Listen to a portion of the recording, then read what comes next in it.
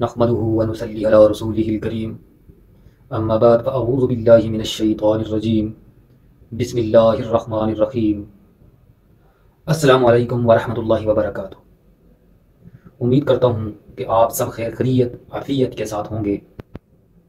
آج میں اس ویڈیو کے اندر جس عمل کو آپ کے ساتھ شیئر کرنے جا رہا ہوں وہ عمل بہت ہی مجرب ہے، بہت ہی اعلیٰ ہے، اور یہ عمل جادو توڑ کے لیے ایک بہت بڑا خزانہ ہے۔ ایسے مریض جن کو جادو کی شکایت ہو، یا تعویذ کا مسئلہ ہو، یا جنات کا مسئلہ ہے، سایہ ہے یا بندش ہے، کسی قسم کی کوئی بھی جھاڑ پھونک، یا ان کو لگتا ہے کہ ان پر کوئی بھی روحانی اثر ہے، تو وہ مریض یہ عمل کریں، انشاءاللہ بہت جلدی صحت یابی ہوگی۔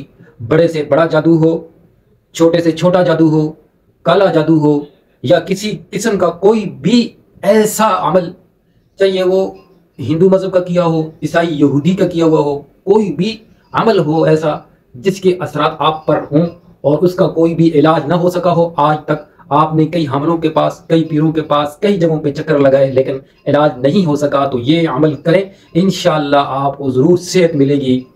اور یہ عمل قرآن پاک کی آخری سورۃ الناس کا ہے۔ قل اعوذ برب الناس ملک الناس الہ الناس من شر الوسواس الخناس الذی یوسوس فی صدور الناس من الجنۃ والناس۔ یہ مختصر سورت ہے اور اس کا مختصر عمل ہے۔ یہ عمل 7 دن تک کرنا ہے۔ اس کا طریقہ کار بہت ہی آسان ہے۔ آپ نے فجر کی نماز کے بعد اول جو ہے درود شریف پڑھ لینا ہے، آپ نے 7 مرتبہ، اور 21 مرتبہ یہ سورت پڑھنی ہے، سورۃ الناس، اور اس کے بعد پھر 7 بار درود شریف پڑھ لینا ہے۔ یہ بہت ہی آسان عمل ہے، اس کو انشاءاللہ کریں، آپ کی تمام روحانی امراض دور ہو جائے گی، اور انشاءاللہ جسمانی مرض کا بھی کوئی مسئلہ ہو، وہ ڈاکٹروں سے علاج کرا کرا کے آپ تھک گئے ہوں، تو اس عمل کو کریں، انشاءاللہ بہت جلد صحت مل جائے گی۔ اور اگر کوئی مریض اس صورت کو پڑھ نہیں سکتا تو اس کے لیے یہ طریقہ کار ہے کہ ہر کے گلاب کا پانی جو ہے لے لیں تھوڑا سا، اس کے اوپر یہ عمل کر کے دیں جس طرح میں نے بتا دیا ہے، اور اس کے اوپر دم کر دیں، اور وہ جو ہے ہر کے گلاب کا پانی مریض کو پلا دیں، تو انشاءاللہ مریض بہت جلد ٹھیک ہو جائے گا۔ تو اس عمل کو ضرور کریں۔